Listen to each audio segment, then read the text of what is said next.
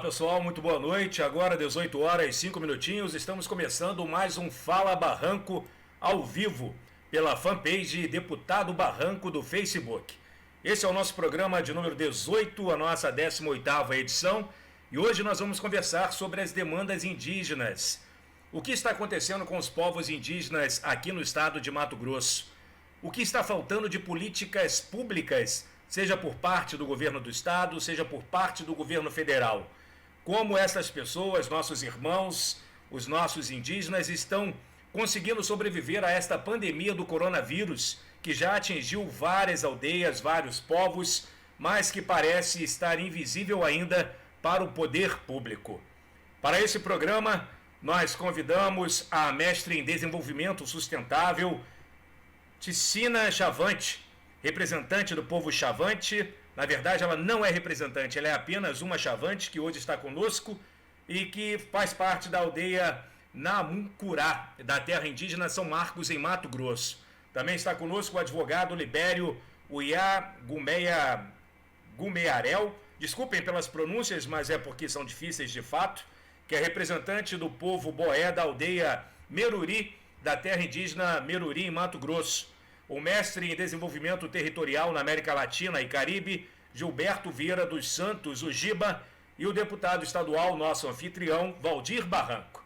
Queremos agradecer a todos os nossos convidados e a nossa convidada por terem aceito o nosso convite, por estarem conosco para este importante debate em tempos de pandemia do novo coronavírus, que tem atingido a todos e a todas, sem decidir se quem será atingido é mais rico, mais pobre, se é preto, branco, amarelo, indígena, ou seja, sem distinção.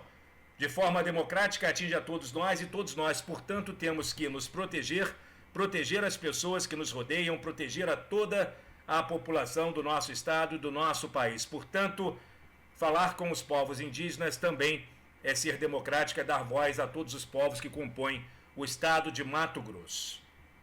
Deputado Barranco, esses dias eu estava lá na Assembleia Legislativa, eu estive lá conversando com alguns colegas e um deles me perguntou por que em todos os programas Fala Barranco eu sempre apresento as pessoas que são convidadas e acabo lendo um breve currículo de cada uma, mas eu nunca leio para as outras pessoas que nos assistem, para aquelas que também fazem parte ali da minha categoria de jornalistas, um breve currículo do deputado Valdir Barranco. E eu já aproveito para responder. Isso na prática jornalística ocorre porque sempre que a gente está tratando com algum representante do poder público, a gente acaba simplesmente nos reduzindo a informar que é o deputado Valdir Barranco, a deputada Rosa Neide, o juiz tal, e a gente acaba, de fato, não lendo um breve currículo dessas pessoas por acharem que, por serem públicas, todos já as conhecem. Então, quero pedir licença nesse momento para fazer uma breve leitura do seu currículo para quem ainda não o conhece. Tá certo? Então, vamos lá. Valdir Mendes Barranco é natural de Alvorada do Sul, no Paraná, e vive em Mato Grosso desde os 8 anos de idade.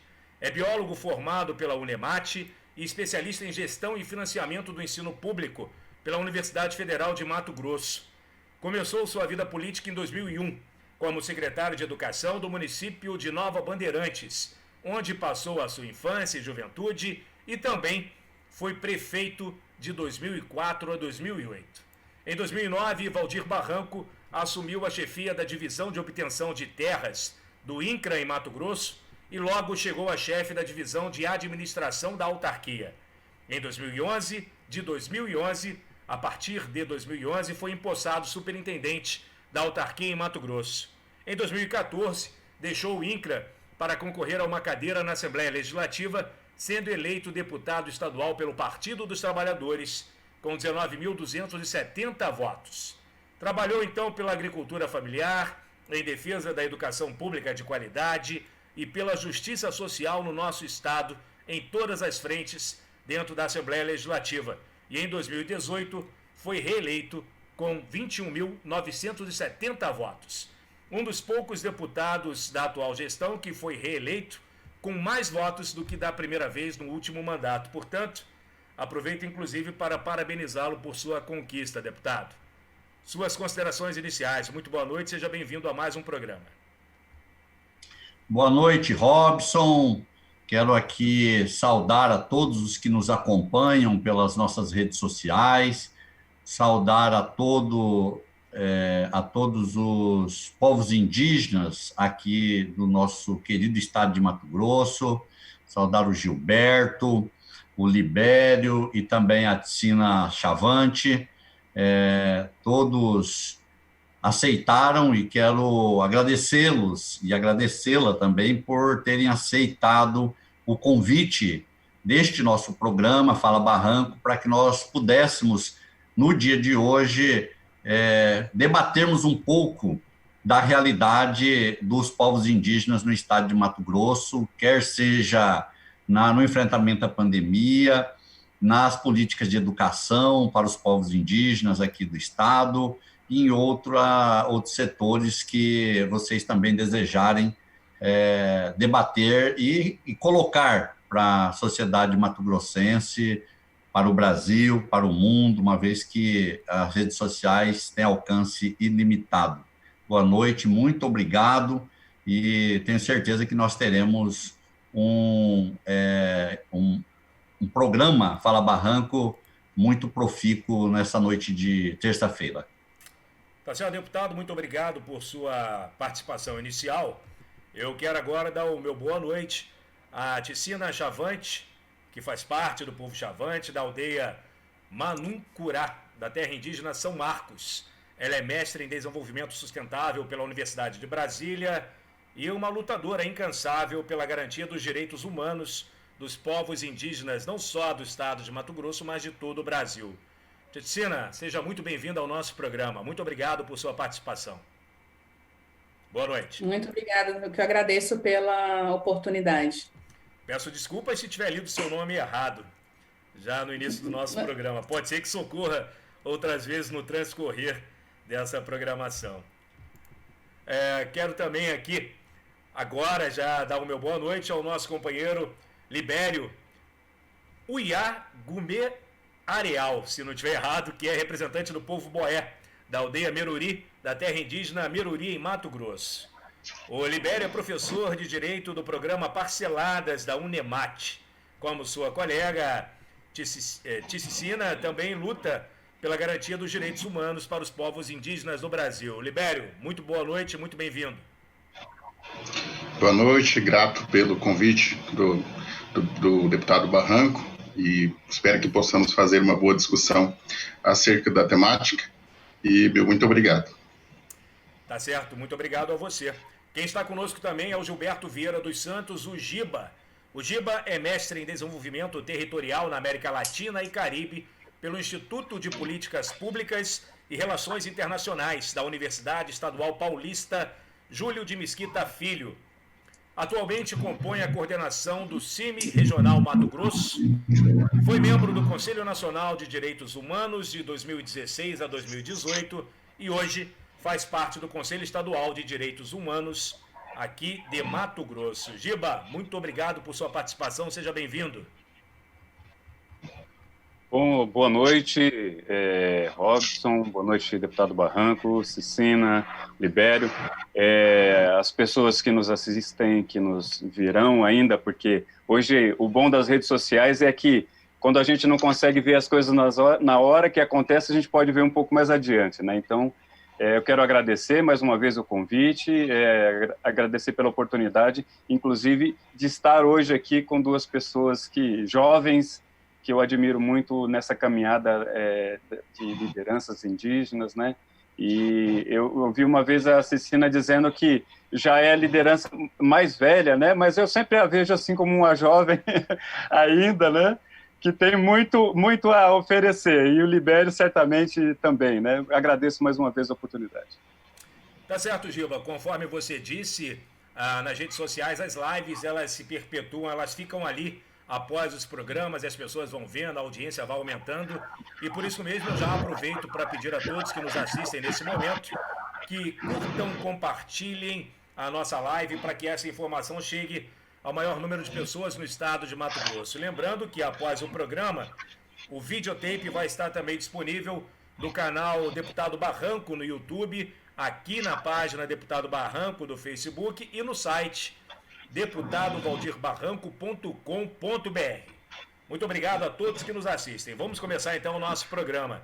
Deputado Barranco, o Supremo Tribunal Federal começou a julgar na última segunda-feira a ação de descumprimento do preceito fundamental, a ADPF 709/2020, que pede à Corte que obrigue o governo de Jair Bolsonaro a adotar medidas urgentes para proteger a vida dos povos indígenas do Brasil diante da pandemia da Covid-19.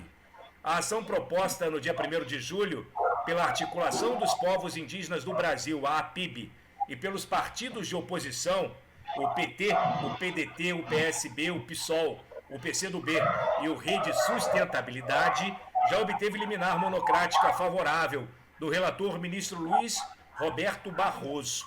Agora, o plenário da Corte julgará se mantém ou se derruba a decisão do ministro Barroso. A expectativa dos partidos, inclusive do nosso Partido dos Trabalhadores, é que os demais ministros mantenham a liminar e obriguem Jair Bolsonaro à imposição imediata de barreiras sanitárias para proteger os territórios indígenas, bem como a imediata retirada dos invasores destes territórios, ou seja, dos grileiros que tomam de assalto as terras dos povos indígenas em todo o Brasil, em especial aqui no nosso estado de Mato Grosso. Esse texto faz parte de um artigo que foi publicado pela deputada federal professora Rosa Neide e nos traz o que está acontecendo hoje lá em Brasília. Como o senhor avalia toda essa questão? Primeiramente, dizer que é lamentável, num país como o Brasil, que deve tanto aos povos indígenas, nós termos que ir ao Supremo Tribunal Federal, à Suprema Corte do país, para exigir que algo que deveria ser de política de Estado seja cumprido. Nós estamos assistindo, estarrecidos, de que maneira governantes e, de sobremaneira, o governo federal de Jair Bolsonaro tem se colocado diante da pandemia da Covid-19. Não é à toa que o Brasil aproxima-se já de 100 mil mortes. Então, é um caso elevadíssimo, é um número elevadíssimo de óbitos, de pessoas queridas. Vamos já chegar a uma marca que nós não gostaríamos nunca, que é de 100 mil óbitos por Covid. E nas terras indígenas, ele age da mesma forma ou pior ainda. É um governo que, a todo momento, faz questão de renegar os direitos indígenas e, pior do que isso, de fortalecer aqueles que há muito sonham com a posse e a dominalidade de áreas que hoje só existem, só estão preservadas graças aos povos indígenas. Eu que ando muito pelo estado, muitas vezes por terra e muitas vezes por aeronave também, principalmente quando a gente sobrevoa o estado de Mato Grosso, é muito fácil nós identificarmos o que nós temos de florestas preservadas. Só são aquelas onde os povos indígenas estão e onde são protegidos pela legislação. Mas o homem branco, que durante toda a nossa história, e aqui no Brasil desde o processo de colonização, aqui no Mato Grosso desde 1719, e depois mais próximo agora, no pós-divisão, a partir de 1977, 78, o Mato Grosso teve o homem branco ocupando muitos espaços territoriais, muitos territórios públicos da União e do Estado de Mato Grosso, através da grilagem de terras, e também muitas áreas indígenas. E, por último, agora, essa ganância que não para de crescer, um desejo contumaz do homem branco de ocupar as terras que ainda estão no direito dos povos indígenas. Então, um governo que não cuida disso e que trabalha em prol a todo momento, por mais que às vezes não fale deliberadamente, mas ele praticamente fala abertamente, mas trabalhando em prol daqueles que querem se apropriar dessas terras, nós não estranhamos a maneira como ele, infelizmente, tem agido no enfrentamento à pandemia, com a total negação desde o início, e entre os brancos e também entre os povos indígenas. Na Assembleia Legislativa, nós temos cobrado desde o início da pandemia que o governo possa estabelecer protocolos de atendimento e protocolos sanitários para os povos indígenas. Na Câmara dos Deputados, a deputada Rosa Neide mesmo propôs, é autora de um projeto de lei, que já é lei, para estabelecer também protocolos no enfrentamento à pandemia.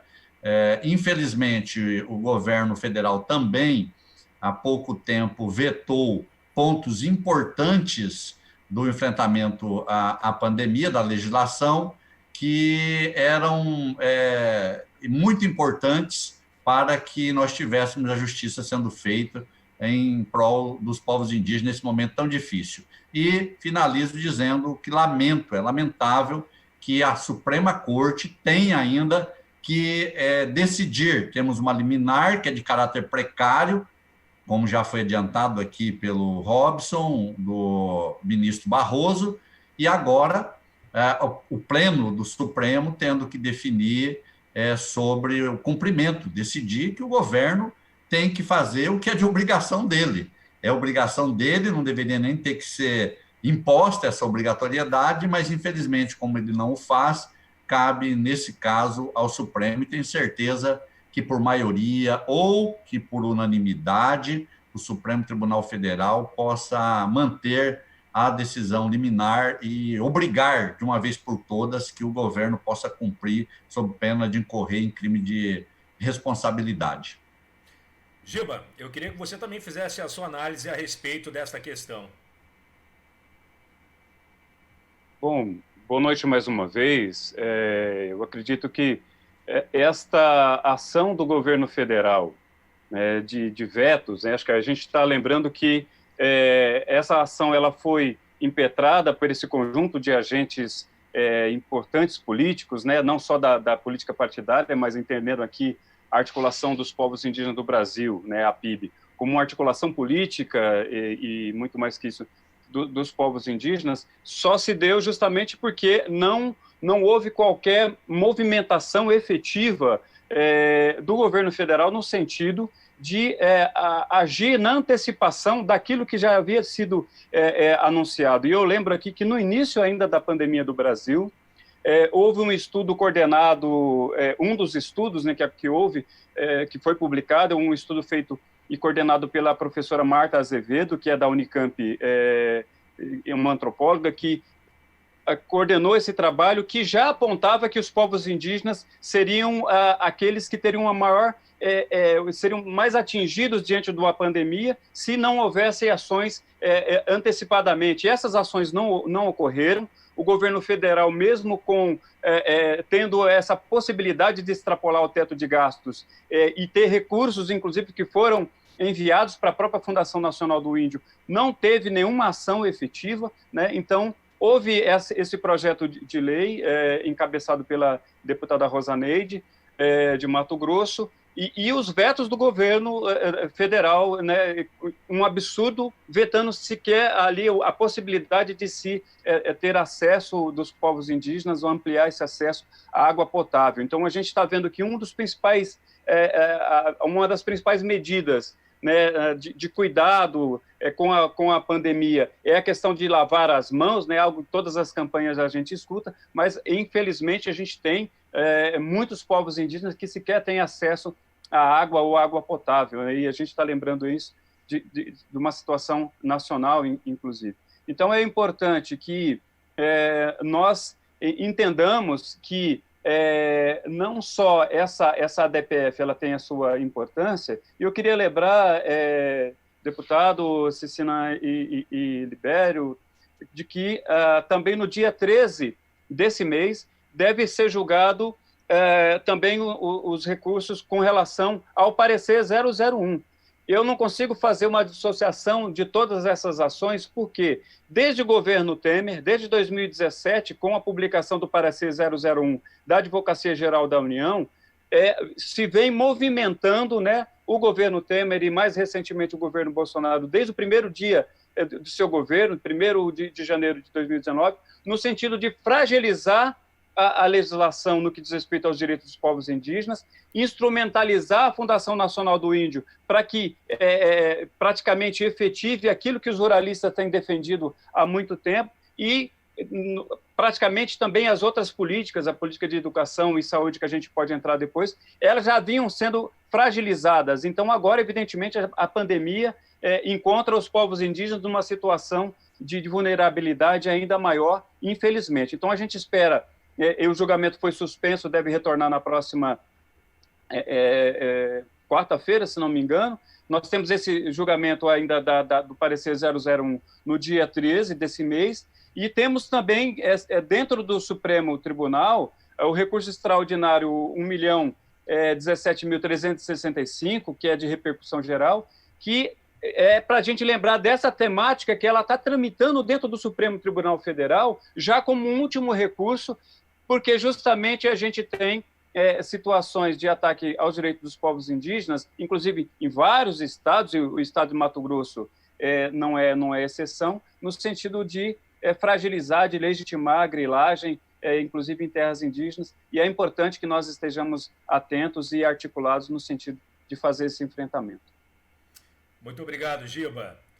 A Ticicina, diz para a gente aí qual é a sua visão a respeito de todas essas questões da falta de políticas públicas voltadas aos povos indígenas. Agora a pandemia chegou, está atingindo também as aldeias e, conforme o próprio Giba acaba de dizer, as dificuldades são ainda maiores para as pessoas que estão afastadas do poder público, para os indígenas, para os nossos povos indígenas. Por favor, sua participação.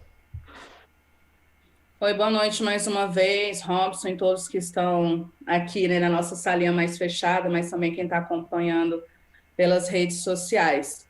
Bem, eu acredito que os nossos enfrentamentos em relação à garantia dos nossos direitos está bem antes da pandemia, né? Então, assim, antes da pandemia, nós, povos indígenas, a gente já tinha enfrentamentos que é garantir o que já está na Constituição.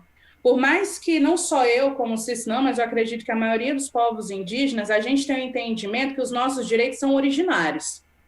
Mas a partir do momento que, quando se fala de política pública e de Constituição, somente a partir do momento que está na Constituição Federal que a gente pode ter, digamos, um aval, um registro que reconhece, na própria Constituição está falando, no artigo 231, 232, no artigo 200, fala que é o reconhecimento dos nossos direitos sociais, culturais, enquanto povos indígenas. Mas esse reconhecimento, infelizmente, ele fica muito na teoria e pouco na prática. Então, assim, antes mesmo da pandemia, a gente já estava passando por diversos enfrentamentos, no qual já foi relatado pelo deputado Barranco, foi relatado pelo Giba, e se a gente for pensar antes mesmo, não é uma questão de dizer qual é o governo melhor ou pior. No meu ponto de vista, não existe um governo melhor quando se fala em relação aos nossos direitos contra povos indígenas. Todo governo, todo presidente que passou ali pela presidência da República em Brasília teve chances, oportunidades de demarcar terras e não demarcou. Porque quando teve a promulgação da Constituição Federal, em 88, 5 anos até então, 5 anos depois da Constituição, era para ter tido demarcações de terras indígenas, todas as terras indígenas, e até hoje isso não aconteceu. Eu estou falando somente uma questão específica de território, que é de terras indígenas. Se a gente for falar de avanços também nesses processos antes da pandemia, sim, a gente existe uma política de saúde, por exemplo, que é o PNASP, né, que é a Política Nacional de Atenção à Saúde aos Povos Indígenas, que está ligado diretamente com o SUS, né, que fala o subsistema do SAS e SUS. Então, a política existe porque existe o SUS. Antes da pandemia, o antigo ministro da Saúde, Mandetta, já se tinha várias questões em privatizar o SUS.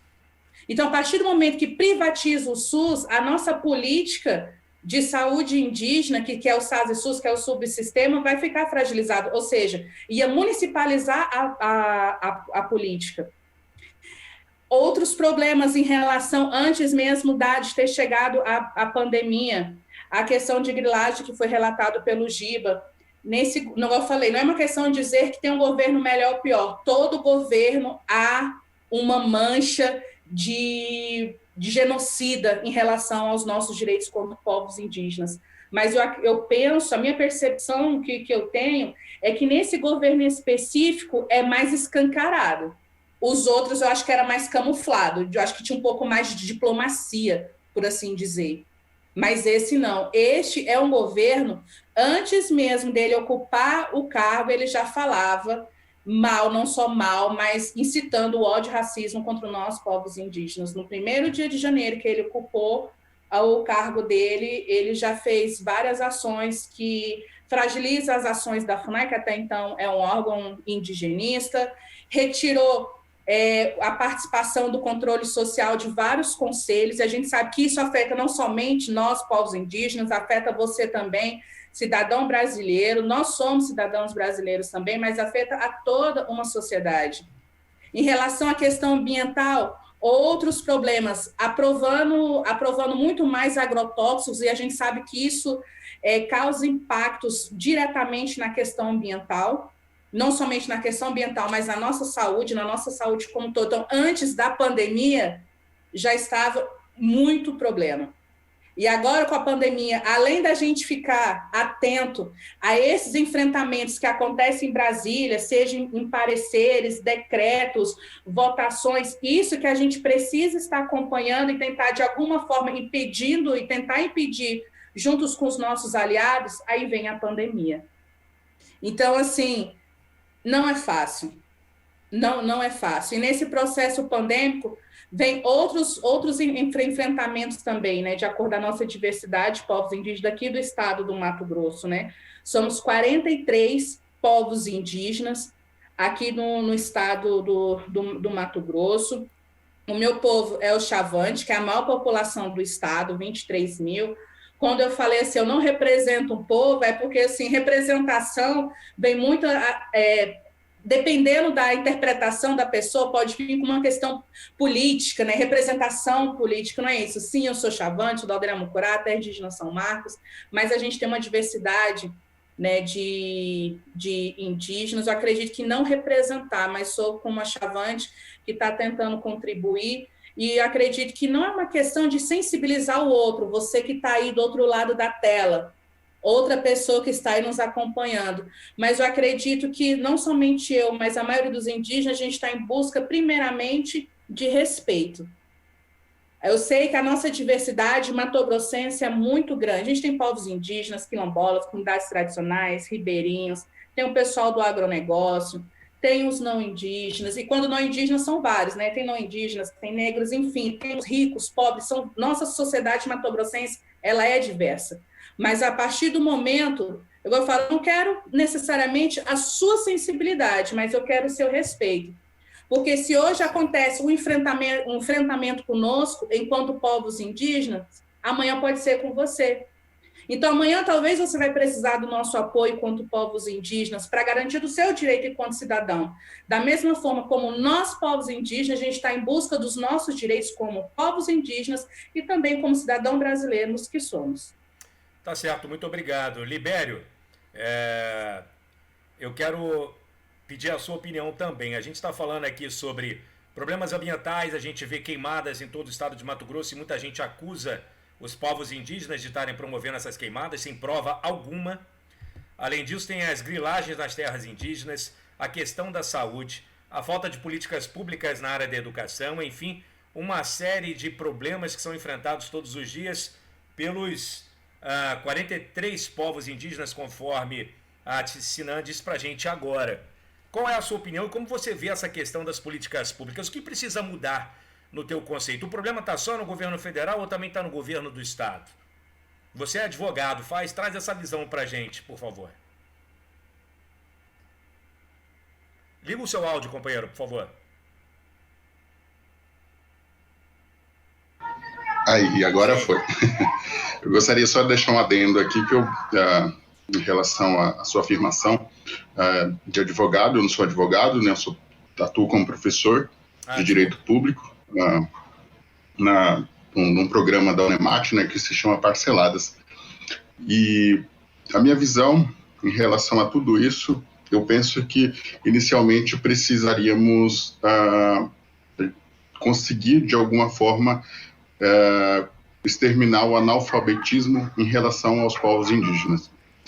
Esse analfabetismo em relação à realidade dos povos indígenas é gritante em meio à sociedade brasileira hoje, e ela tem consequências terríveis. Uma delas é a discussão que teve um pouquinho antes, que o Giba tratou das queimadas em um território nosso na região de Rondonópolis, que sofreram agressões verbais em relação a queimadas, sendo acusados de queimarem o território. E um pouquinho depois recebi, agora há pouco, na verdade, um vídeo lá da minha aldeia, que também está sendo queimado lá, principalmente pelos caminhoneiros que passam as bitucas de cigarro. Tem todo esse problema lá e a gente acaba tendo todo o cerrado queimado, que no meu território lá é cerrado, predominantemente cerrado, e fica queimado, ele fica terrível, né? Até para as crianças recém-nascidas é horrível estar respirando só fumaça. Então, eu penso que esse analfabetismo é uma da situação crucial que precisamos aí combater. Analisando isso, trazendo aqui de forma do Estado, e num PL 17, inclusive, é um númerozinho triste, ele aqui no Estado trouxe o PL 17, que também era a possibilidade de grilagem em terra indígena, e tiveram pessoas, deputados, eu acompanhei, afirmando que isso seria bom para indígenas, e descaracterizando ainda a própria discussão, trazendo que o indígena quer trabalhar. Trouxe um vídeo trazendo essa fala, que o indígena quer ser empresário, etc., etc., e toda a sua preocupação em relação ao povo indígena, mas em nenhum momento, em relação à pandemia, ofertou para a sociedade, para o povo indígena, em nenhum momento ofertou alguma política, né, alguma proposta de política de Estado para esses povos. Então, até onde vai a preocupação desse cidadão? Será mesmo que esse deputado tem essa preocupação com esses povos indígenas? No dia, eu acho que o Barranco até acompanhou a votação, inclusive foi um dos que nos apoiou aí, votando contrário ao PL. Infelizmente, o PL não foi, os indígenas foram retirados desse PL, e a gente acompanha isso, né? Temos aí ainda a própria fala do ministro, né? Na verdade, tratado hoje como sinistro, né, do meio ambiente, que traz aí o projeto de lei, que é o 191, né? Que também já traz a questão da mineração em terra indígena.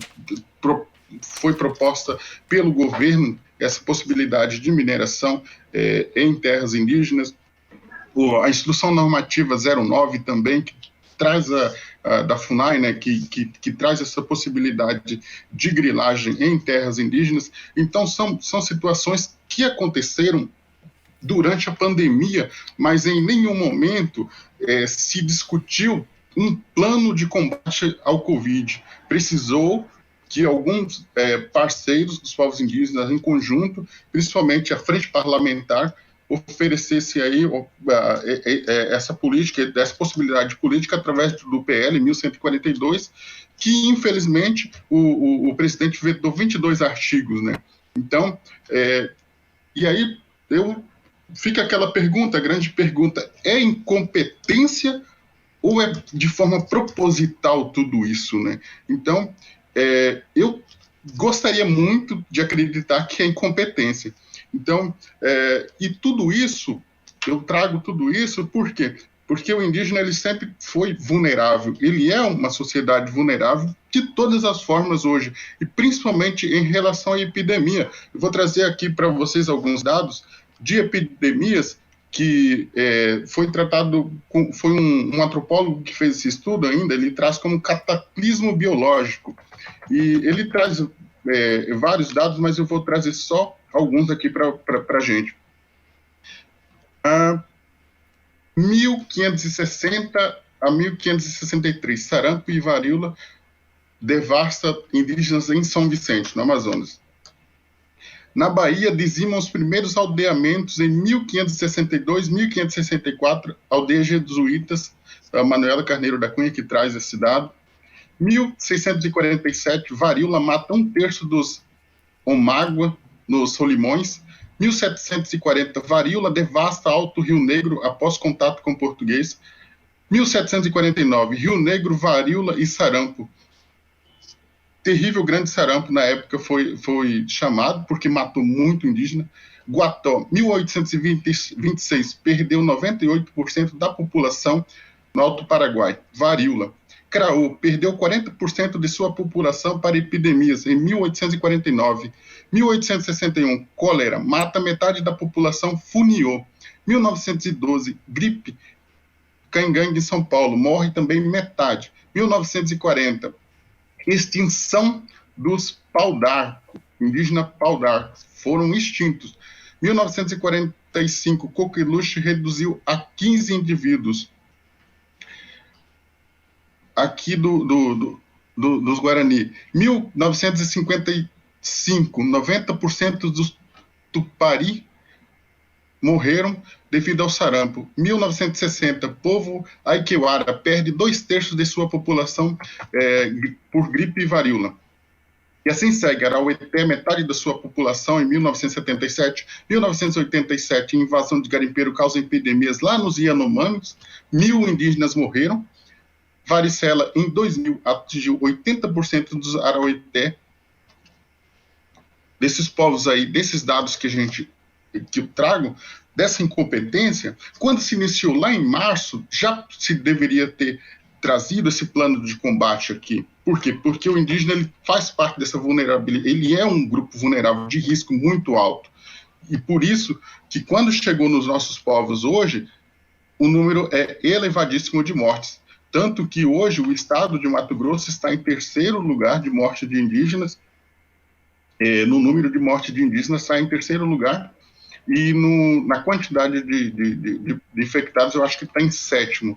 Então, são dificuldades que o indígena hoje traz, que nos traz, que o poder público parece que ele não está nem aí. E é por isso que o STF hoje ele acabou tendo que decidir, com essa DPF, tendo que decidir. Então, e a gente começa a analisar tudo isso, toda essa dificuldade, toda essa relatividade que tem de indígenas no Brasil, porque a realidade indígena do Brasil são diversas. Hoje temos algumas ações do governo que são pontuais, não são de forma nacional de combate, são pontuais direcionados a alguns povos indígenas. Tem povos indígenas do Mato Grosso do Sul que não tem medicamento para ser tratado, tem povos indígenas que não têm nem acesso, são indígenas que não têm terras demarcadas, eles não estão tendo nem acesso a acompanhamento pela Secretaria Especial de Saúde Indígena. Então, são discussões que precisamos aí estar muito atentos e sempre estar lutando para, de alguma forma, com os nossos aliados, estar organizando da melhor forma possível. E a CESAI, de forma muito incompetente também, ela não criou em nenhum momento protocolo de início nos protocolos de profissionais de saúde indígena para entrar em área. A FUNAI também foi conivente, muitos postos inadequados, sem estrutura, né? E há casos ainda de profissionais que acabaram levando essas doenças para as aldeias. Incompetência absoluta, e eu espero que não seja de forma proposital, e que seja mesmo incompetente. Tá certo, companheiro Libério. Deputado Barranco, essas questões, elas muitas vezes são tratadas pela população branca, negros, outras pessoas que não indígenas, como sendo de responsabilidade do governo federal, mas a gente sabe que dentro dos estados Os governos também poderiam dar a sua contribuição. Eu não sei com que ferramentas, mas também deveriam poder, porque os cidadãos, eles não são cidadãos só dependentes do governo federal, mas dos estados e dos municípios também. O senhor hoje é representante das pessoas, dos cidadãos mato-grossenses na Assembleia Legislativa, mas pode vir a ser, num outro momento, representante em outras esferas do poder, seja como senador da República, deputado federal, governador de estado, ou seja, como representante político. Como discutir todas essas questões que Libério acaba de colocar para a gente? Pessoas, índios morrendo por conta de doenças não tratadas por falta de políticas públicas na saúde. Falta de educação no sentido da educação intelectual, faltam ferramentas, falta acesso à educação de qualidade. Falta reconhecimento por parte dos governos para que esses cidadãos também sejam tratados como cidadãos e não como pessoas à parte da sociedade, como muitos governos, infelizmente, o fazem.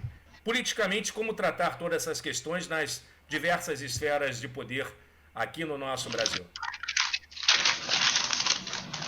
A Cicina, na fala dela, ressaltou que nós tivemos outros governos, talvez que não tenham tido total comprometimento, mas que esse governo, ele deixa claro, desde o seu início, que ele não só não tem políticas, como é um governo contrário aos indígenas. Desde a campanha, e nisso eu tenho que concordar mesmo com ela, desde a campanha nós já sabíamos, nós conhecemos o histórico do Jair Bolsonaro. Ele ficou 28 anos na política, ele não é alguém que, assim como foi vendido na política para a população, ao vender a sua imagem, parecia que ele era o novo na política, alguém que nunca tinha estado, que entraria para combater a corrupção e resolver os problemas do Brasil. E nós sabemos que, ao contrário disso, ele ficou 28 anos na Câmara dos Deputados, é muito tempo, né? Muito tempo mesmo. E agora, aos poucos, também começa a aparecer quais eram os redutos eleitorais que fizeram com que ele ficasse esses 28 anos em que não teve nenhuma proposta importante de destaque para o país, né? O ex-presidente Fernando Henrique Cardoso, inclusive, ele fez um comentário assim que Jair Bolsonaro ganhou a eleição, dizendo o seguinte: esse homem ficou quase 30 anos lá. Nesse período, eu fui senador da República, ministro da Fazenda, presidente da República por 2 mandatos, e ele estava lá e eu não sabia. Então, assim, ele era alguém que era tão insignificante dentro da Câmara, mas que, obviamente, defendia lá dentro aqueles que, durante esses 28 anos, trabalharam para que ele ficasse lá, e nós sabemos que não era a comunidade do Rio de Janeiro, comunidade humilde, a comunidade que precisa das políticas públicas, né? Basta ver o rol de relações que ele tem, desde esse rapaz que sumiu, agora apareceu Queiroz, e outros mais, o que foi assassinado lá na Bahia, né? E aí, Robson, vindo para a sua pergunta, o Libério, ele fez um link muito interessante, e que é exatamente isso que aconteceu, e que acontece hoje no nosso país. O governo federal, através da FUNAI, editou a Instrução Normativa 09 de 2020. E, incrivelmente, aqui no estado de Mato Grosso, assim que houve essa edição da Instrução Normativa, lá em Brasília, já aportou aqui na Assembleia Legislativa a mensagem do PLC 17 de 2020, com o mesmo conteúdo da Instrução Normativa. Ou seja, o governo federal não conseguiu passar pela Câmara, ele sabia que não tem votos, que não conseguiria aprovar um projeto lá na Câmara dos Deputados e no Senado da República, dessa magnitude, com essa agressão toda aos povos indígenas, e tentou fazer algo por instrução normativa, que é algo muito frágil. E aqui no Estado, o governador, com essa sensação, esse sentimento que ele tem de ser intocável, de que a Assembleia faz tudo o que ele quer, foi e tentou fazer algo pior. Ele não quis fazer por decreto, né? Então, como foi feito lá, e aqui ele tentou fazer por projeto de lei complementar, ou seja, para ficar com algo forte, com mais dificuldade para que se derrubasse depois. O deputado Luiz Cabral e eu fomos quem fez a resistência. Foi essa resistência de 2 deputados que trouxe para o arcabouço dessa resistência toda a comunidade indígena, as lideranças indígenas. Nós fizemos debate nacional, fomos trazendo, e aqui eu quero destacar também instituições, já falei aqui das lideranças indígenas, mas instituições importantes como o CIMI, né, o Tião, com que a gente sempre falava, e o Ministério Público Federal, aqui o doutor Ricardo Pael, que foi grande parceiro também nas discussões, e outros movimentos que foram trazendo artistas, intelectuais. Isso fez com que eles não tivessem coragem de aprovar aqui o PLC, porque o que aconteceu? Na primeira votação, como pegou de surpresa, nós 2 votamos contra e teve 5 que se abstiveram de votar quando nós fizemos a fala sobre o que significava aquele PLC. O governo queria que passasse sem ninguém se ater para o projeto, se ninguém levantasse a bola, ele passaria e estaria resolvido. Como nós fizemos discurso muito duro, 5 se abstiveram, então passou com 13 apenas, que é o que precisa, 13, por 1 voto nós já não derrubamos na primeira, e isso foi postergando esse PLC até que não teve outro jeito, o governo teve que retirar os povos indígenas, porque o que era o objetivo do PLC 17/2020? Lógico que eles colocaram outras coisas lá dentro, mas era tudo para,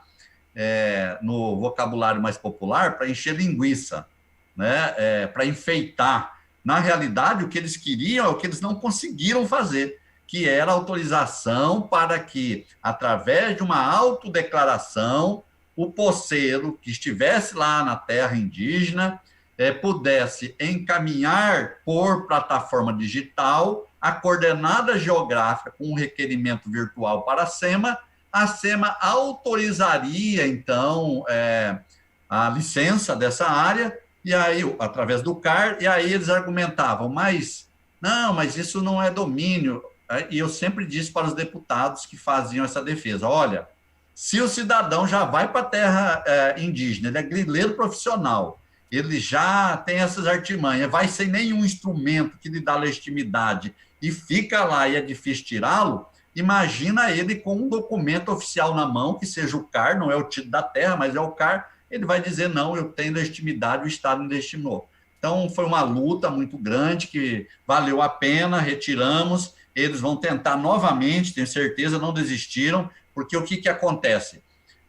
Os grileiros, o pessoal do agro, nem todos, mas aqueles que estão acostumados a trabalhar através da grilagem, eles compraram essa iniciativa, os deputados que estavam à frente disso venderam a ideia, não é que comprou o deputado, ele vendeu a ideia, disse, não, pode pôr lá que nós vamos aprovar.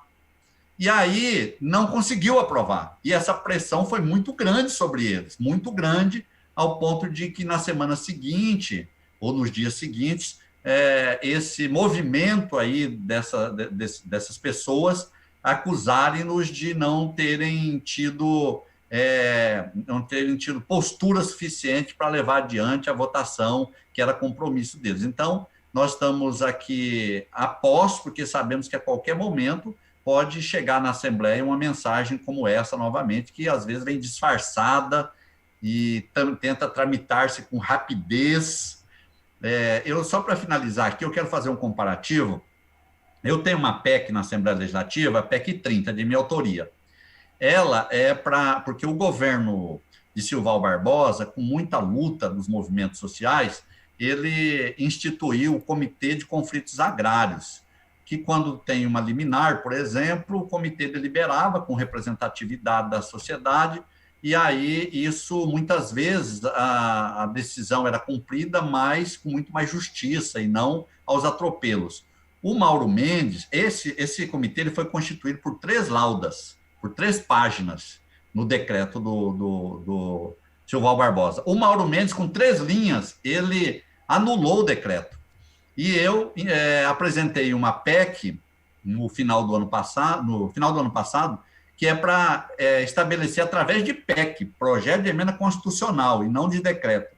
Desde fevereiro, essa PEC está parada na Comissão de Constituição e Justiça da Assembleia, e a Comissão de Constituição e Justiça não dá o parecer favorável ou contrário para que ela possa tramitar. Ou seja, quando é algo de interesse deles, dos grandes, a coisa tramita numa velocidade que você, se não prestar atenção, passa batido. E quando é algo de interesse do povo, eles sentam em cima e a coisa não caminha. É uma luta, viu?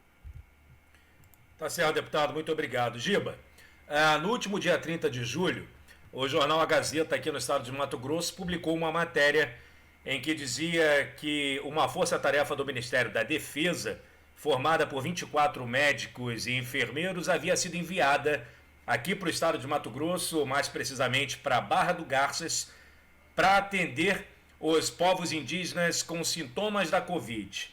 Além disso, esse grupo teria trazido para o estado de Mato Grosso 3 toneladas de insumos de saúde, entre medicamentos, equipamentos de proteção individual e testes para a Covid-19. Você tem notícias de se de fato isso aconteceu?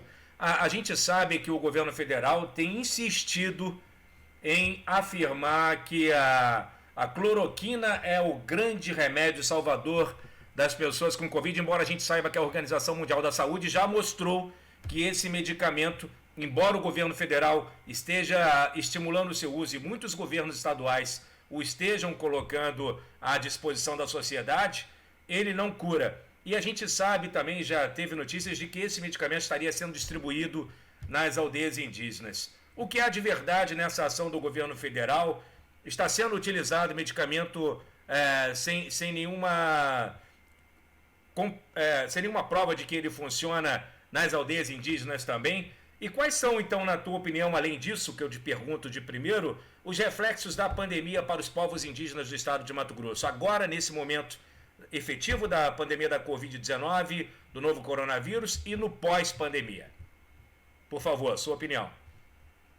Bom, Robson, eu queria, ainda antes, fazer um breve parênteses. Para lembrar, eu acredito que é isso, a gente está falando de uma situação de pandemia que é mundial, que, como já foi de forma muito enfática, demonstrado que atinge de forma muito mais impactante os povos indígenas, mas também, lógico, as populações da periferia. A gente tem visto várias ações de solidariedade pela ausência do Estado, né, de entrega de cestas e materiais e tal, para a população carente. Eu acredito que está muito visível de que a pandemia ela não chega da mesma forma para todas as pessoas. Houve um estudo recente que foi publicado pela Oxfam, que aponta que, no Brasil, 42 bilionários aumentaram a sua renda no equivalente a 34 bilhões de dólares. Então, quer dizer, tem gente ganhando com a pandemia, e eu acho que esse é um fato que carece a gente destacar. Eu penso que ainda é importante lembrar, e eu quero pedir licença à Cicina para trazer o exemplo da terra indígena Marauatsede, que para a gente ver como que o Estado que agiu, e eu faço um paralelo ao integracionismo do governo empresarial, militar, que assumiu o país num golpe em 1964, que tem muita semelhança com essa articulação que se institui a partir do golpe de 2016 e, efetivamente, agora a partir de 2019. Lá, no caso específico da terra indígena Marauatsede, que está ali naquela região de São Félix, Alta Boa Vista, em 1966, quando foi criada a Sudã, né, a Sudam fez aportes para os ruralistas daquela época, que chamava-se ainda pecuaristas, né? O SPI, Serviço de Proteção ao Índio, que foi extinto o ano seguinte, quando depois no seu lugar vem a FUNAI, em 67, o SPI fornece a certidão que era semelhante à Instrução Normativa 09, porque a Instrução Normativa 09, ela é uma legitimação da grilagem, porque ela não reconhece a terra indígena que está sendo reivindicada pelos povos indígenas e que não foi ainda homologada. Então, ela permite a grilagem, né, a grilagem, no caso do Mato Grosso, ela foi suspensa por uma ação do Ministério Público Federal, mas ela continua em vigor, infelizmente, nacionalmente, embora inconstitucional, mas aquela prática que o SPI fazia de dar uma certidão dizendo que lá não tinha indígenas, no caso de Marauatsede, o que aconteceu? Se retira os indígenas Chavante com aviões da Força Aérea Brasileira, a FAB, olha a estrutura do Estado, a serviço dos ruralistas, eles são levados para outra terra indígena e houve uma morte absurda de indígenas por conta de sarampo, né? Então, olha só que a gente está vendo isso que o Libério trazia, né? Que as pandemias elas vão sendo pontuais, aparentemente, mas elas já afetam os povos indígenas há muito tempo. E nesse lugar, então, se estabelece um dos maiores latifúndios da América Latina, que foi a Fazenda Suyamissu, que agora retorna, no que diz respeito à articulação dos ruralistas, dizendo que vão retirar o Chavante de lá e vão retomar essas terras, e um destaque para dizer que há situações de invasão, né, já foram denunciadas pelo Chavante, Marauatsede, como acontece também na terra indígena Urubu Branco, tudo isso em tempo de pandemia. Nós estamos falando isso agora de março para cá, né, de terras que estão sendo exploradas por invasores, né, que tem se mantido com esse discurso de que não se vai efetivar as demarcações das terras indígenas, tem se mantido com liminares, inclusive na Justiça, baseados, né, naquilo que eu falava no início da minha fala, no parecer 001, que buscou legitimar um suposto marco temporal de que os indígenas só teriam direito aos seus territórios a partir da Constituição de 1988. Eu acho que é extremamente importante a gente fazer um pouco esse paralelo para ver que agora esse governo, de uma perspectiva, alguns falam de neofascistas, outros fascistas, mas a prática dele é fascista no sentido de que ele escolheu os povos indígenas como seus inimigos e vem trabalhando desde da medida provisória 870, de 1º de janeiro de 2019, no sentido de desmontar as políticas públicas de atenção aos povos indígenas.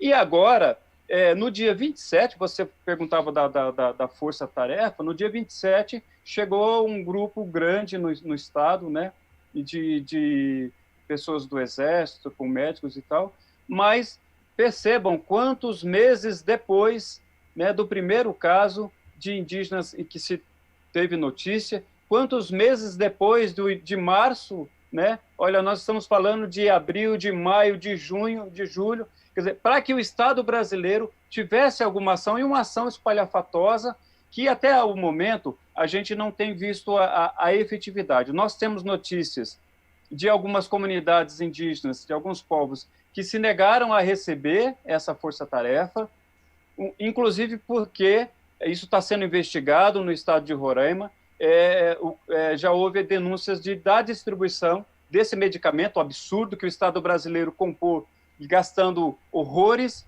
de um medicamento que não tem sequer qualquer comprovação, né? Alguns povos indígenas conhecem porque faziam combate à malária com o medicamento, mas a gente sabe que para o coronavírus, o novo coronavírus, não tem medicamento ainda, senão a Rússia, a China, os Estados Unidos, outros países não estariam correndo atrás de uma vacina. E agora, né, querem desovar, esse é o termo popular, né, esse medicamento nas comunidades, e a gente espera que isso não esteja ocorrendo no estado de Mato Grosso, nem em outro estado, mas eu quero já dizer assim, que alguns povos já se anteciparam dizendo que não querem essa ação, mas que também se negam a receber qualquer medicamento sem comprovação científica. Lógico que, ao surgir uma vacina que efetivamente, comprovadamente, né, faça esse processo de cura do novo coronavírus, lógico, os povos indígenas vão estar abertos, né? Porque a gente sabe que muitos povos já foram vacinados por outros vírus e gripe e tudo mais. A gente tem ainda isso muito deficiente no país na chegada da vacinação, mas, infelizmente, isso foi trazido na fala do Libério. A gente tem comunidades já há muito tempo, e se a gente pega nesse período da pandemia, já denunciando e trazendo a público isso, que faltam medicamentos básicos. Ou seja, eu espero que essa ação não esteja querendo distribuir esse tipo de medicamento, que seria já um absurdo, né? Mas o fato é que, para além de uma ação pontual, a saúde indígena precisa ser estruturada. Ela precisa ser aprofundada no que diz respeito a equipes, no que diz respeito a isso que já foi falado de testagens efetivas para os povos indígenas, do fortalecimento das equipes de saúde, eventual em alguma região, né, a possibilidade de que os povos indígenas possam cumprir minimamente o isolamento a partir dos elementos da sua cultura, porque, inclusive, eu gostaria de destacar, e eu vou fechando o pensamento, para lembrar que até a compreensão dessa pandemia, ela precisa ser traduzida de uma forma mais concreta para os povos indígenas. E esse é um papel, evidentemente, das equipes que já atuam com os povos, né? E que é essa atuação que precisava ser fortalecida, né? Seguir com 20, 30, 40 profissionais de saúde que vão ficar uma semana e vão embora, né? E isso é uma ação que, na realidade, na minha leitura, é algo pirotécnico que não resolve o problema e vai deixar, na realidade, ainda uma situação de exposição, né? Eu li uma carta de uma comunidade que dizia: nós queremos ver as testagens das pessoas que vão entrar nas nossas aldeias, né? Porque muitos povos, né, já fizeram aí, o povo Boi, povo Chavante, em várias áreas, em São Marcos a gente tem notícia disso, de comunidades que fizeram bloqueios, justamente para evitar que alguém de fora venha e possa contaminar a comunidade. Então, como que alguma força-tarefa vai chegar assim, sem ter uma comunicação, sem fazer um diálogo anterior com as comunidades? Isso é extremamente perigoso, né? Mas eu não vou me estender, a gente volta a outros pontos que eu gostaria de abordar mais adiante. Gilberto, eu só gostaria de aproveitar a sua fala, que citou aqui a Marat-Sede, o que aconteceu lá na Marat-Sede, lembrando que o responsável encarregado pelo governo militar à época da retirada dos povos indígenas de lá, na década de 60, foi o senhor Ariosto da Riva, né, que depois foi para o norte do estado, onde fez projetos de colonizações particulares, em parceria com o governo militar, na época também, de Alta Floresta, Paranaíta, Piacás. E eu só estou falando isso porque, quando da tramitação aqui do PLC 17, uma das argumentações que nós sempre fizemos é o mesmo que ocorre com a Instituição Normativa 09 da FUNAI, que aqui no estado, o Ministério Público Federal, em outros estados também já derrubou, até porque não tem força de lei, né? Mas uma das argumentações que nós sempre fizemos para aqueles deputados que faziam a defesa do PLC é essa: olha, vocês vão prometer para eles, para essas pessoas que querem essa terra, que esse PLC vai lhes dar a posse definitiva, a garantia dessas áreas indígenas, e depois vai ter uma decisão da Justiça, quer seja aqui ou no Supremo Tribunal Federal, que vai trazer tudo aquilo que aconteceu na Marat-Sede. Vai retirar eles de lá, vai trazer sofrimento para os indígenas, para os brancos também, que vão comprar gato por lebre, porque isso não vai prosperar. Então, nessa sua fala, eu acabei me lembrando das discussões que nós tivemos com os deputados na Assembleia, porque para que eles pudessem compreender que não adianta querer ficar prometendo que os brancos que forem para essas terras e que fizerem um documento como um CAR, que estaria resolvido o problema, porque depois teria prejuízos também, porque perderia tudo aquilo que tivesse investido, até porque seriam investimentos considerados de má-fé.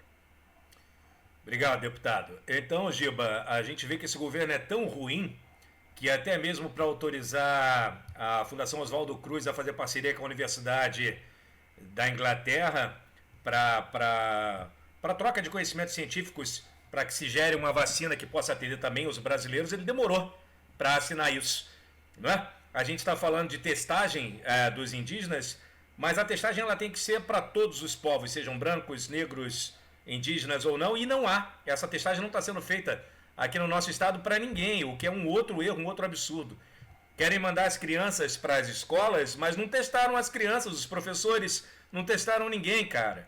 É uma bagunça, uma desordem, um desgoverno em nível estadual, em nível municipal e principalmente em nível nacional. Infelizmente, nós estamos vivendo épocas como esta e não sei se isso vai acabar, se vai mudar num tempo tão rápido quanto esperamos que ocorra, porque ainda há riscos de que esse desgoverno continue, porque ainda há apoiadores em grande massa e a gente vendo pessoas vendo o país ser destruído, as pessoas morrerem da Covid e batendo palmas para esse cara que está lá em cima comandando o país, infelizmente.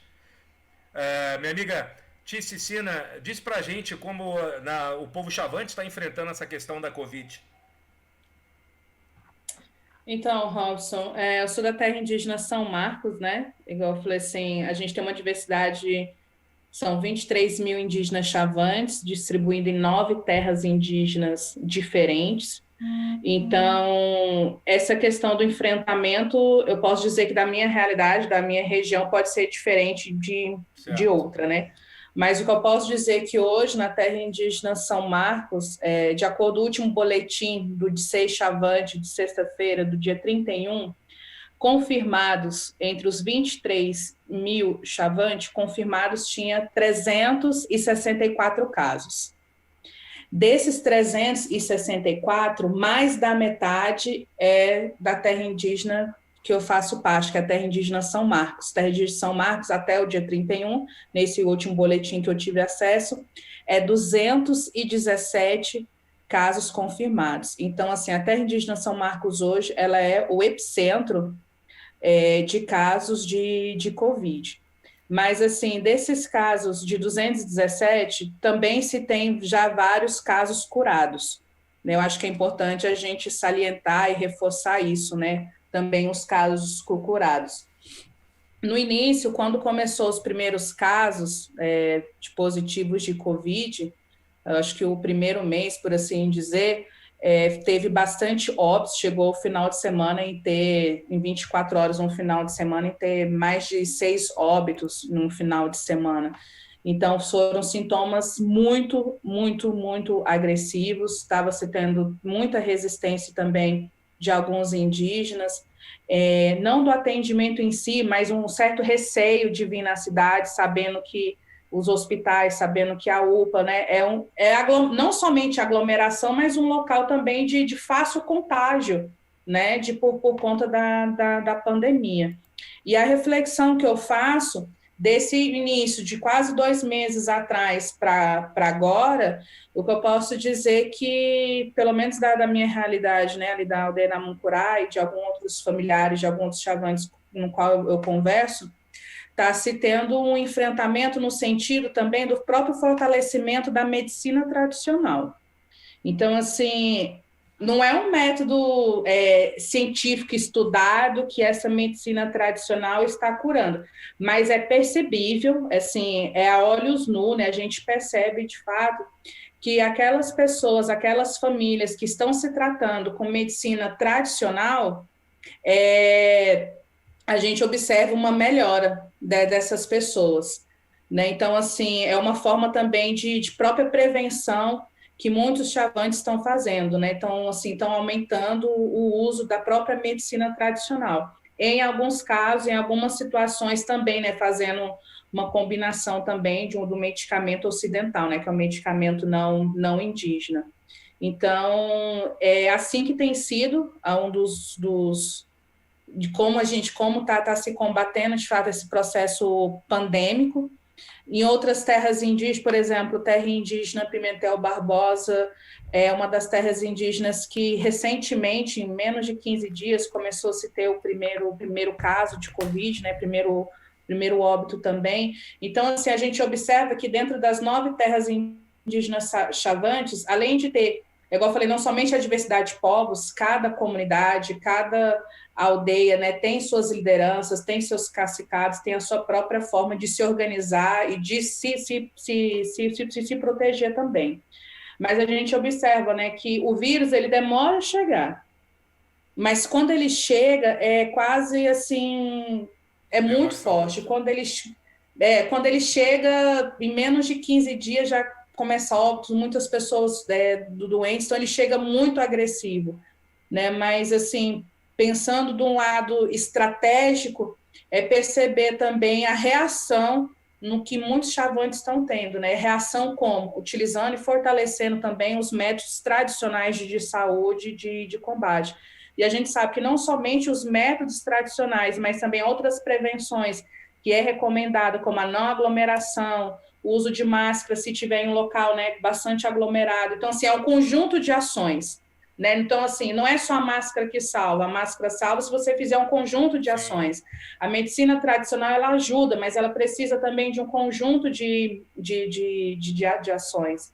Então, tá desse forma. Então, assim, pelo menos na região São Marcos, e acompanhando sempre também a questão dos boletins, eu consigo observar que, infelizmente, os casos continuam aumentando, até porque, assim, para quem conhece a realidade das aldeias chavantes, mas eu acredito que outras aldeias também sabem que evitar aglomeração é quase impossível, porque numa casa é mais de uma família, são 2, 3 famílias dentro de uma casa, então, assim, a aglomeração é praticamente constante. Eu acredito que pode ser um dos motivos também, né, do aumento desses casos, mas pensando por um outro lado, não está tendo mais, assim, não está tendo, como no início, casos graves e gravíssimos, né? Então, assim, no início, quando começou essa pandemia, sempre estava passando nos noticiários, não só daqui de Barra do Garças, mas do Mato Grosso, a UPA, o hospital, a UTI, os leitos tudo ocupado por chavantes. Então, assim, estava bastante preocupante. E hoje não se tem mais essa lotação, né, dos leitos, seja da UPA ou seja da UTI de indígena chavante. Então, vejo pelo lado positivo também, que é conseguir também fazer esse tratamento dentro das comunidades. Libério, companheiro, e em relação ao seu povo, às terras do seu povo, diz pra gente como é que está a situação da pandemia, por favor. Liga o seu balde aí. Esqueci. No meu povo, uma situação foi muito preocupante inicialmente, porque foi muito mesmo novamente eu trago aqui a incompetência dos próprios servidores aí da saúde que trabalham com os povos indígenas, porque em um momento de pandemia o meu povo começou, algumas pessoas começaram a ter sintomas. E a própria médica que trabalhava dentro de área, ela estava afirmando que era dengue, sendo que a dengue não existe no nosso território e que as pessoas acabaram tendo que se recorrer muito às medicinas tradicionais e muitas pessoas ficaram ruins, com sintomas. Quando se confirma o primeiro caso de que era um motorista ainda da saúde indígena, do nosso povo que residia lá, foi o primeiro caso. 3 dias depois chegou um grupo para fazer teste nas pessoas que estavam com sintomas dentro da aldeia. Foram detectados 26, salvo engano, 22 ou 26, eu não lembro o número exato nesse dia, foi 3 dias depois. E desses 26, já nesse boletim trazia que tinha 16 curados já. Eu não sei como que surgiu esse número, como que eu desconheço aí a forma que eles fizeram esse trabalho, mas já tinham 16 curados. De que forma que eles foram curados, a gente não soube, porque eles não tiveram o tratamento adequado, senão se recorrer aí a essas ervas medicinais que temos aí como aí um suporte nosso. E hoje estamos com 122 indígenas infectados e 4 óbitos. Numa população da aldeia, na aldeia central nossa, né, que é esse número, tá com 400 habitantes, ou seja, praticamente 30% das pessoas ali estão infectadas com o coronavírus. E com tudo isso, ainda a gente acabou enfrentando uma situação do município, em relação ao município, que os munícipes têm um grupo de WhatsApp do indígena, e lá se tiveram áudios preconceituosos e racistas, e de forma muito grave. A gente meu povo fez um documento que levamos ao Ministério Público Federal também. Então, tratando indígenas como animais, tratando indígenas como responsáveis pela pandemia e não como vítimas, né? Então, são dificuldades que acabamos encontrando, né? Pela falta dessas políticas públicas, erros também da própria, dos próprios profissionais de saúde, né? E quando eu acho interessante uma fala que se trouxe aqui falando da cloroquina, o secretário, né, o Robson, o mês passado, ele ameaçou processar indígenas que afirmou que estavam levando cloroquina para terras indígenas. Ele fez essa ameaça, que, segundo ele, teve indígenas que denunciaram, sendo que eu aproveitei para ir no site, no próprio site do Ministério da Saúde, eu printei, inclusive, lá constava que estavam levando o número X de cloroquina para terras indígenas na região do Amazonas.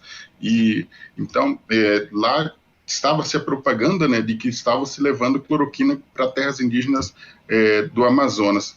E então, essa dificuldade que a gente acaba tendo também, porque tem indígenas que não têm conhecimento, não tem esse acesso ao conhecimento, não tem a discussão sobre a cloroquina, nem sabe, às vezes não sabe nem o que é a cloroquina, né, em si. Então é importante ter essa discussão nessas terras indígenas, e é por isso que é importante, muito importante, esse plano de combate do Covid nos territórios indígenas, pela diversidade que a colega aqui indígena traz, que é muito forte, tanto que ela traz a diversidade existente no povo dela, dentro do povo dela, e dentre os povos indígenas do Mato Grosso, a nível Brasil também, é uma diversidade enorme e que precisa ser analisado, e que com esse plano você consegue fazer esse tipo de análise de acordo com a realidade existente de cada povo. Então, e temos os distritos sanitários especiais indígenas, que são 34 no Brasil, que podem estar aí, de alguma forma, auxiliando, e esse fortalecimento que o Giba traz é importante, né, desse fortalecimento desses 16, para que possa, de alguma forma, trazer aí, de forma mais concreta, uma política aí de combate ao Covid, né. E é isso, eu acho que eu penso que, em relação ao meu povo, se tem essa realidade, o número é elevadíssimo de contágio dentro da aldeia, no meu território. Eu trago o meu território do meu povo Boi, da região de Meruri, mas temos os outros territórios, 5 territórios ainda na região de Rondonópolis, que também tem a sua realidade por lá, né? Tá certo, muito obrigado, Libério. Gente, agora já são 19 horas e 23 minutos, estamos nos encaminhando para o final desse programa, desse debate. Eu quero pedir então a você, Giba, as suas considerações finais. Se houver ainda algum assunto que você gostaria de discorrer sobre ele, esteja à vontade, por favor. Eu queria pegar a carona nessa dimensão da diversidade, trazida tanto por Cecina quanto por Libério, Esses dias atrás eu vi uma imagem que é muito ilustrativa de como mesmo as ações de combate... Opa, tá tendo as mesmas ações de combate, elas devem levar em consideração a diversidade. Havia uma mulher Yanomami com adornos na face e ela segurava uma máscara, né? Quer dizer, ela não teria possibilidade de utilizar uma máscara facial, por exemplo, por conta dos seus adornos. Eu acredito que essa é a principal chave para duas questões. Primeiro, da relação da sociedade não indígena com os povos indígenas, que é justamente a consideração real da enorme diversidade de povos que nós temos no Brasil. Mato Grosso é um exemplo, né, de diversidade de povos e de situações, né? Povos, às vezes até o mesmo povo que tem configurações diferentes, embora a cultura seja a mesma, em diferentes regiões, e essa diversidade necessária do combate à pandemia, também com relação aos povos indígenas. Então, não é possível, né, e isso seria até muito ruim, que se tenha um pacote, né, e esse pacote venha e caia sobre as terras indígenas sem levar em consideração essa diversidade cultural, linguística, né, de organização social e de formas, inclusive, de combater tradicionalmente, né, as doenças que se abateram sobre os povos indígenas.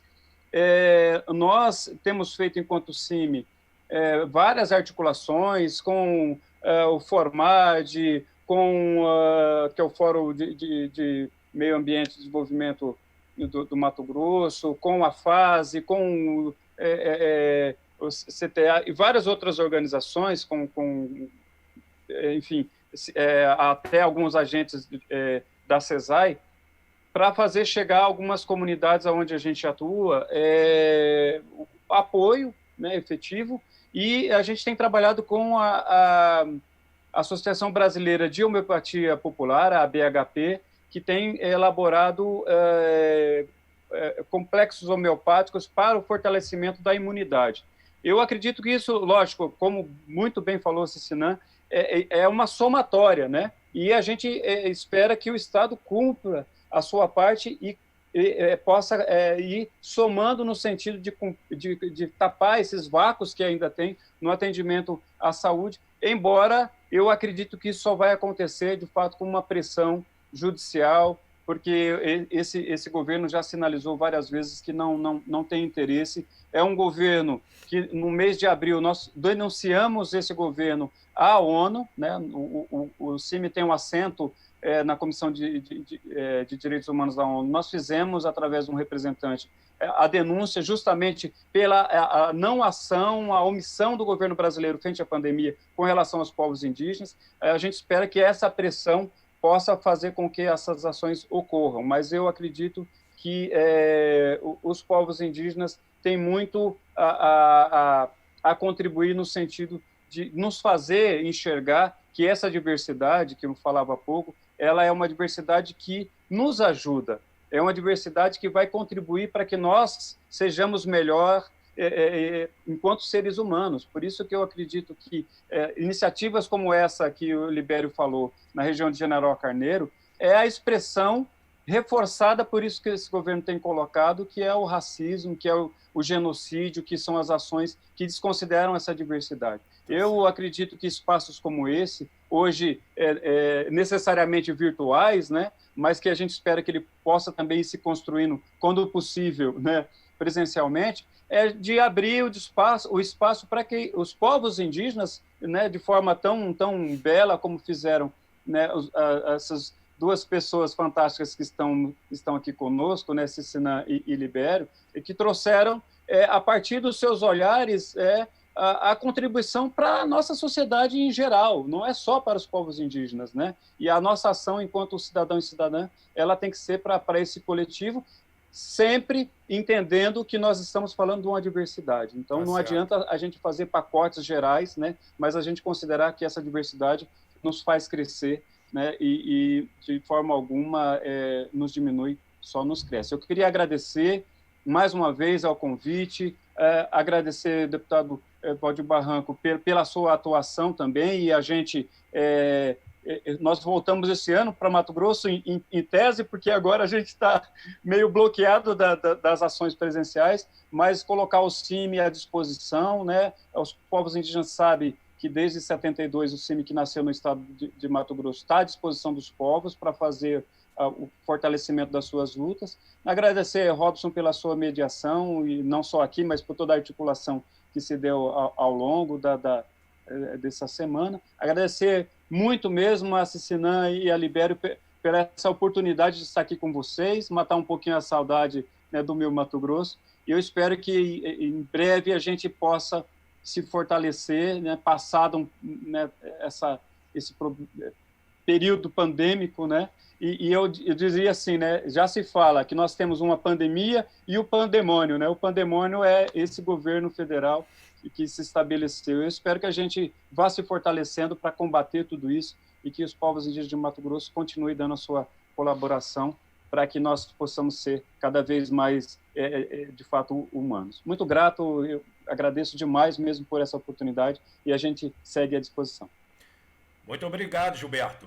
Sua contribuição foi muito rica para o nosso programa. Muito obrigado mesmo. Companheira Cicinã, suas considerações finais, por favor. Bem, eu quero agradecer mais uma vez a essa oportunidade para a gente estar dialogando, igual eu falei, não somente aqui no grupinho fechado, né, no Zoom, mas também, né, para toda a sociedade matogrossense que está nos acompanhando, e dizer que eu sei que os tempos pandêmicos, né, não está sendo fácil para ninguém, nem para nós indígenas e tampouco para os não indígenas. Não está sendo fácil nos nossos territórios e também eu sei que não está sendo fácil no contexto urbano. E se a gente fala de direitos humanos, a gente fala tanto de respeito, mas para a gente ter respeito, a gente precisa respeitar a diversidade, a gente precisa respeitar a especificidade do outro, para que a gente também possa ser compreendido diante de alguma situação. E eu quero aqui ser solidária, em especial, a cada parente indígena que teve um familiar que perdeu de Covid. A cada parente indígena que está aí na aldeia ou está na cidade cuidando de um ente querido. Ser solidária a você também, não indígena, que teve o seu ente querido que faleceu, que está cuidando de alguém que está com Covid. E para a gente combater essa pandemia, igual eu falei, é na base do respeito e da união dessa nossa diversidade. Como o Libério falou, no município de General Carneiro, faço questão de repetir, município de General Carneiro, não são todos de General Carneiro, mas tem pessoas, o Ministério Público já está investigando, já autuou algumas pessoas para o crime de racismo. Nós, indígenas, somos vítimas como você. Não há o culpado. E para a gente combater essa pandemia, precisa que eu e você, que todos nós juntos façamos ações conjuntas. E que essas ações conjuntas a gente possa chegar a minimizar, zerar isso, seja nos nossos territórios, no seu bairro ou na sua família. Porque a vacina, sabe lá quando que vai surgir essa vacina, né? E o governo fala que vai apoiar ou que não vai apoiar, dificulta os processos de pesquisa. Um exemplo que a gente vê que não tem avanço de fato e reconhecimento aos acadêmicos e aos pesquisadores na área principalmente nas universidades públicas, é quando um governo ele tira bolsas de estudos da pós-graduação, ou seja, não incentiva as pesquisas. E nós temos muitos potenciais, muitas pessoas inteligentes, capazes de contribuir conosco, com a sociedade brasileira, mas que não têm oportunidade, não têm incentivo do nosso governo. E se a gente quer dias melhores, que nós possamos fazer os nossos dias melhores. Esse ano é de eleição, vai ter ou não vai ter, é de eleição municipal. E que a gente possa refletir o que a gente quer de fato para o nosso município e para a nossa terra indígena. Possamos colocar pessoas competentes que defendam a democracia participativa, que defenda a educação e que defenda uma saúde pública de qualidade. Obrigado, boa noite para todo mundo. Muito obrigado, Cicinã. A questão do não investimento nas pesquisas é porque esses governos de direita acreditam que a ignorância é o único caminho que eles têm para o voto, né? Porque quando o sujeito pensa, não vota neles. Então, para que vai investir em educação? Quando as pessoas estudam, abrem a mente e escolhem os seus personagens da melhor forma. Quando elas não estudam, infelizmente, elas não têm essa capacidade e acabam votando em sujeitos como esses que continuam no poder, infelizmente. Mas isso vai mudar, depende de cada um de nós, como você disse. E é através do voto que a gente escolhe o nosso futuro. Portanto, precisamos pensar e escolher bem para não fazer a mesma besteira aqueles que fizeram, porque eu, graças a Deus, não fiz de novo, né? Companheiro Libério, muito obrigado por sua participação, suas considerações finais. Agradeço aqui o convite do deputado Barranco, agradeço o Robson aí pela condução. Foi um prazer aí estar com vocês, o Giba também aqui, o companheiro aí de luta, a Ticina também conosco aí, agradeço, foi um prazer estar aí debatendo com vocês. Agradeço ainda o Tião, que a gente está sempre conversando bastante, ele que conversou comigo para a gente estar acompanhando essa discussão. Agradeço aí o Tião por possivelmente estar nos assistindo. E deixar aqui em relação, ainda volto a reafirmar, em relação a essa analfabetização em relação aos povos indígenas, que eu trago sempre a discussão do indígena como um estranho de dentro, né? E nesse momento, quando você analisa vários discursos, quando se fala da minoria, o indígena muitas vezes é esquecido nesses discursos, mas fazemos parte desse Estado e, de alguma forma, queremos ser respeitado, ter visibilidade, e a partir disso, eu gostaria aqui de deixar para discussão futuras aí, futuras não, na verdade já passou do tempo, essa democracia participativa que tantos falamos, na democracia que tantos falamos, né? E que de participativa indígena não tem nada, né? Conseguimos aí eleger, depois do Juruna, agora a Joênia. Acho muito necessário a gente discutir uma cota para indígenas de ingresso na Câmara dos Deputados, no Senado, tanto aqui, tanto estaduais também. Penso ser muito necessário, porque aí sim, de fato, teremos uma democracia participativa indígena, aí sim teremos pessoas que podem debater com o indígena com mais afinco em relação a esses projetos de lei que chega de forma muito sutil e às vezes passa despercebido, como esse PLC que a gente discutiu agora há pouco, que grupos aí que somam conosco, com nós indígenas, estavam acompanhando de forma que não fosse aprovada. E agradeço também a esses grupos, né, as ONGs que nos acompanham, aos parceiros que tentam, de alguma forma, ajudar os povos indígenas aí nessa luta, né. Apesar de ser aí, eu sempre digo que a ameaça aos direitos dos povos indígenas, ele é sempre ambidestro, mas a gente aí tem parceiros aí conosco, né, espero que o Barranco aí continue sempre conosco na luta, o Lúdio Cabral também aí, conosco na luta aí, aqui na Assembleia, para que possamos aí garantir nossos direitos, para que possamos defender nossos direitos também, né. E minhas condolências à família brasileira aí, todos que perderam um parente, em especial minhas condolências aos povos indígenas que perderam seus parentes, que estão perdendo seus parentes.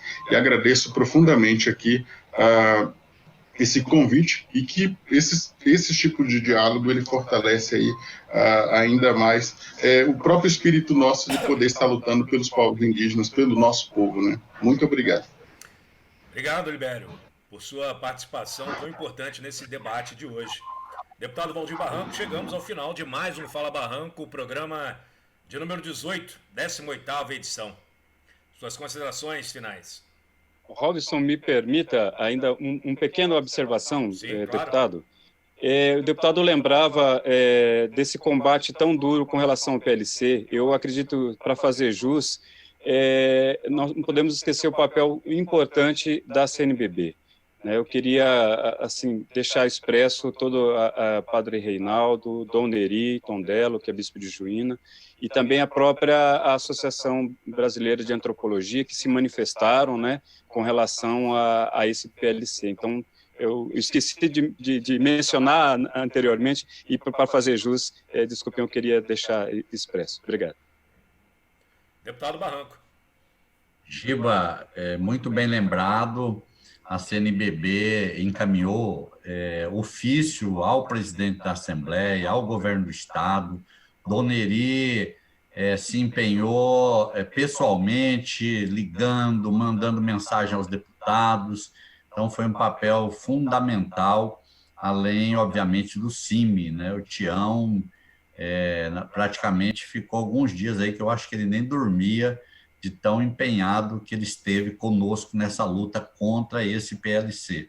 Mas fomos vitoriosos, pelo menos por um momento. Eu quero, Robson, antes de encerrar, agradecer aqui a todos que nos acompanharam pelas redes sociais, não vou citar todos os nomes, mas agradecer aqui o Elandro, lá de Querência, a Nádia Evangelista, o Joel Machado, lá de Colíder, a Nívia, agradecer a Rosângela, a professora Rosângela Arcioli, em seu nome, saudar a todos os professores do Cadastro Reserva, que nós estamos nessa luta aí com a SEDUC, para que eles possam ser convocados, tomar posse do concurso deles, que é de 2017, saudar aqui o indígena, o professor indígena Mutuá, lá de Gaúcha do Norte. Mutuá, sábado nós vamos ser campeões, sábado tem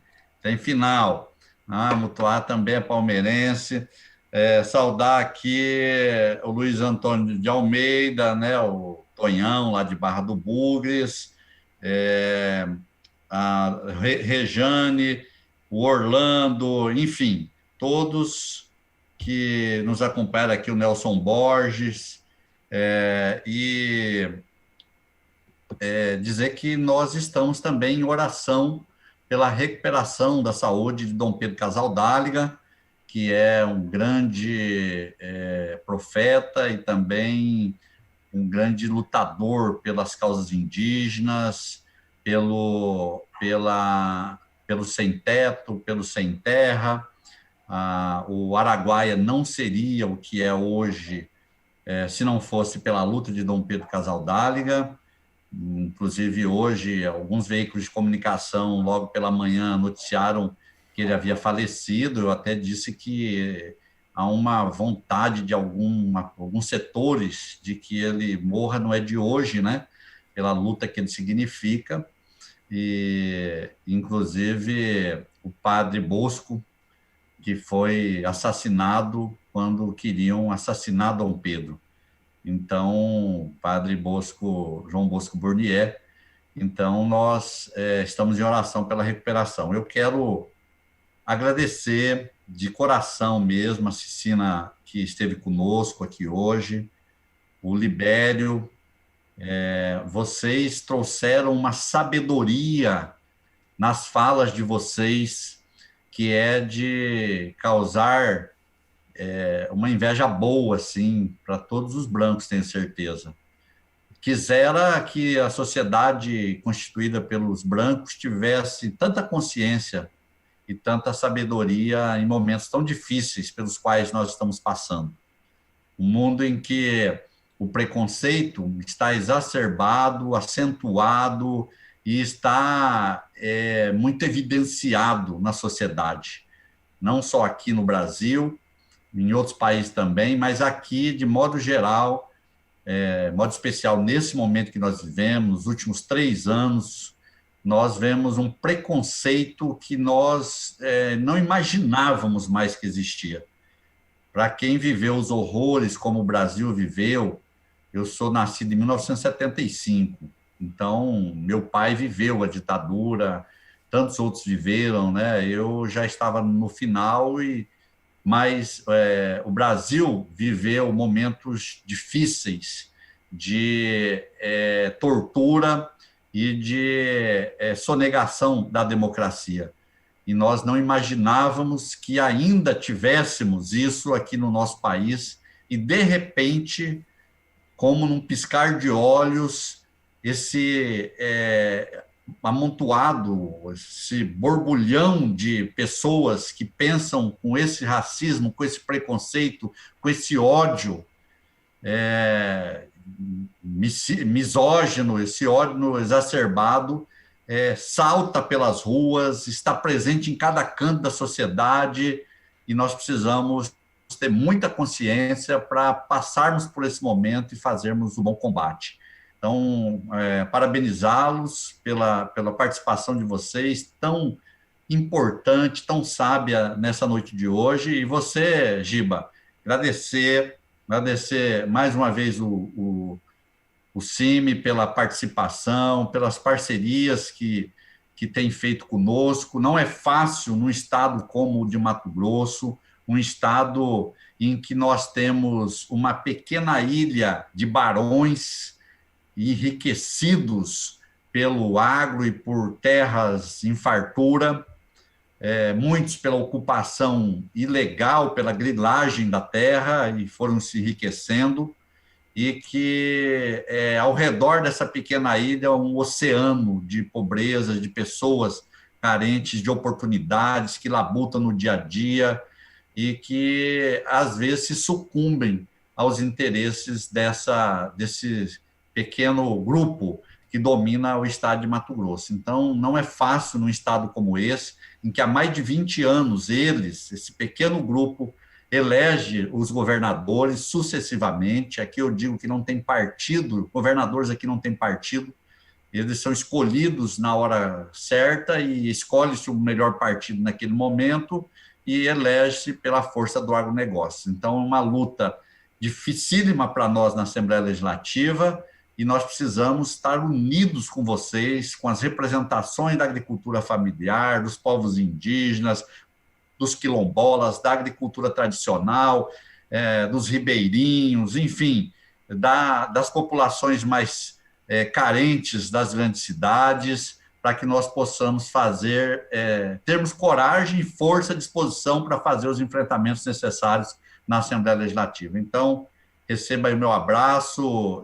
Giba, um abraço remoto por enquanto, mas brevemente, se Deus quiser, nós estaremos nos abraçando também presencialmente. Muito obrigado, um abraço a todos e todas que nos acompanharam, e também fica aqui a minha solidariedade à sociedade brasileira, à sociedade mato-grossense, às famílias que perderam seus entes queridos, de sobremaneira aos povos indígenas que, ao longo dessa pandemia, também perderam entes, perderam parentes, e que também sofrem, não sempre com as perdas, mas com a doença, que é muito difícil de ser enfrentada. Então, importante que vocês tenham dito aqui hoje aquilo que a direita insiste em negar, a negação da Covid, e pregando que se tomar um pacotinho com meia dúzia de remédio para verme, para carrapato, vai se prevenir para não se contaminar ou vai se curar depois com a cloroquina. Está provado aí que muitos que tomaram esses remédios também foram infectados, muitos inclusive faleceram, e vocês têm essa sabedoria, enquanto povos indígenas, de saber, é um vírus, se é vírus, só a vacina previne, a vacina não existe ainda, a vacina, nós temos centenas delas aí, algumas já em fase final, a Rússia hoje já afirmando que em outubro vai fazer uma vacinação em massa, então não sabemos até que ponto pode ser verdade, né? A China adiantada, o Reino Unido adiantado, a Cuba também. Então, só a vacina, enquanto isso, é distanciamento social, uso de máscara e também de álcool em gel ou álcool líquido 70. Forte abraço. Muito obrigado. Então, com a participação do deputado Barranco, encerramos o Fala Barranco desta segunda-feira, deixando marcado com vocês uma próxima edição na segunda-feira que vem, hoje terça, né? excepcionalmente, mas o próximo Fala Barranco na segunda-feira, às 18 horas. Quero agradecer a participação da companheira Ticicina Chavante, do companheiro Libério Bororo e também do Gilberto dos Santos, que abrilhantaram o nosso programa de hoje. Quero pedir a vocês, convidados, que ao final do programa compartilhem na página de vocês a exibição desse programa, que já vai estar à disposição lá na página Deputado Barranco. Muito obrigado a todos que nos acompanharam, fiquem com Deus e até a próxima segunda-feira com mais um Fala Barranco. Até lá, pessoal. Tchau.